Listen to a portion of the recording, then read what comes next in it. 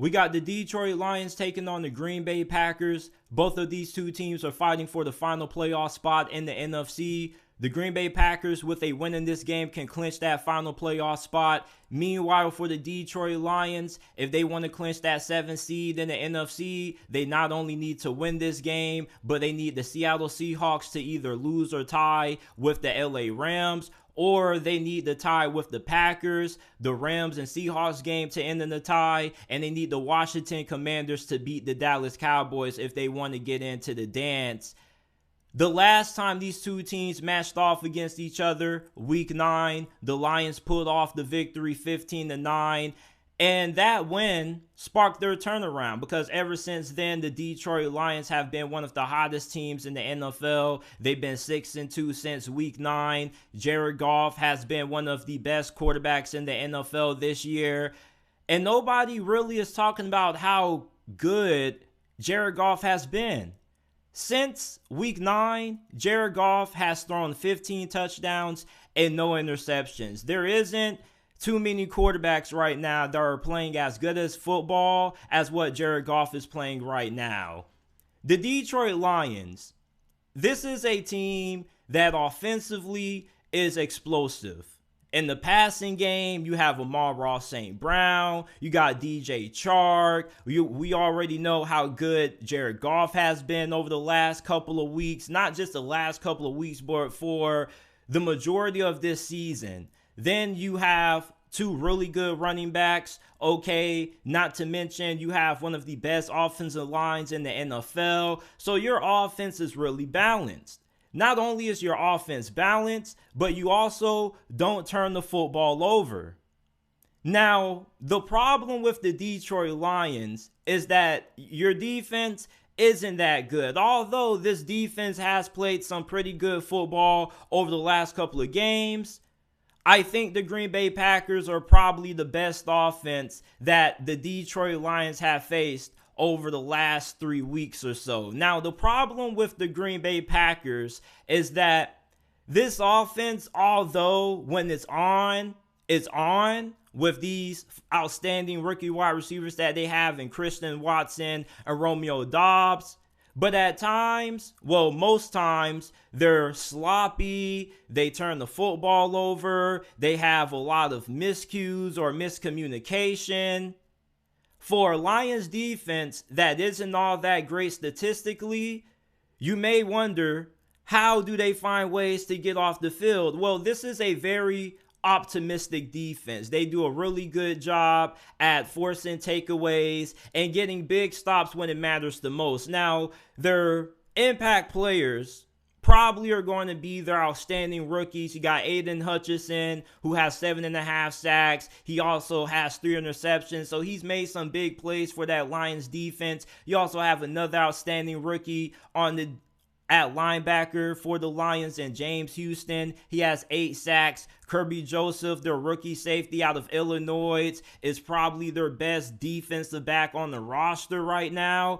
So this is a defense that, although statistically they're not all that great, they are able to get big stops in critical moments of games. And that was a large reason why they were able to beat Green Bay in their first encounter, because Green Bay, they had some turnovers in the red zone. And Green Bay pretty much is the same team that they are right now that they were the last time they played the Detroit Lions. The Detroit Lions are a way better football team at this point of the year compared to what they were when they beat Green Bay week 9.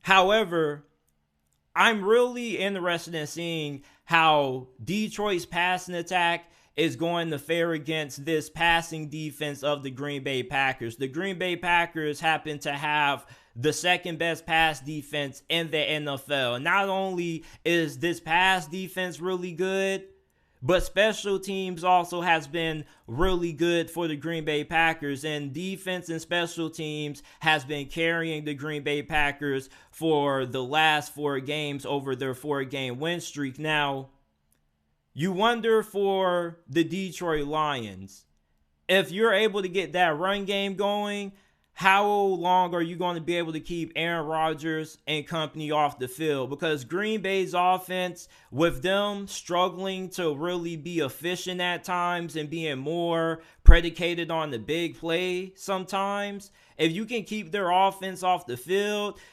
they won't have a lot of possessions. And Green Bay is the kind of team that if they have limited possessions, they're not going to have a lot of opportunities to win ball games, because then you put their offense in a situation where they have to be almost flawless. And when you look at how Green Bay has played this season, they haven't had too many games where they have been flawless on offense. There's always a couple of mistakes here and there with this offense, or either it takes this offense a while to get going out the gate. So if the Detroit Lions can get that run game going, which there's no reason why they can't, because although Green Bay has outstanding pass defense, their run defense ranks amongst the worst in the NFL. And with DeAndre Swift, Jamal Williams, there's no reason why the Lions shouldn't be able to have success on the ground, especially with how good that offensive line has played.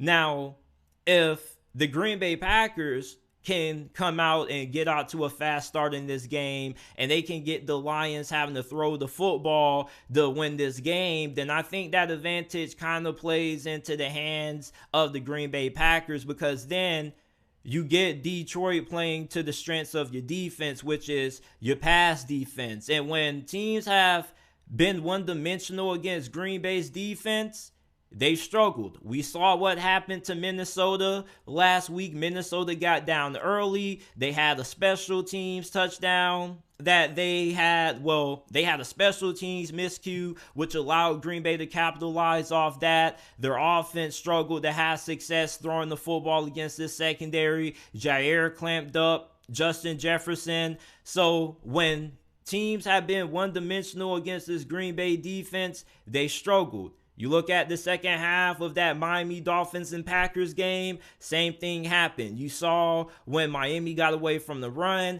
they started throwing the football a lot more with Tua. He threw 3 interceptions, and Green Bay was able to win that game. So for the Detroit Lions, if you're able to get that run game going and you can keep that offense off the field, I think you put Green Bay at a major disadvantage. But if you're Green Bay, if you can get Detroit down early and you can get them abandoning the run game and throwing the football, you like your chances, because then you can get them playing into the hands of what your defense does best, which is stopping the pass.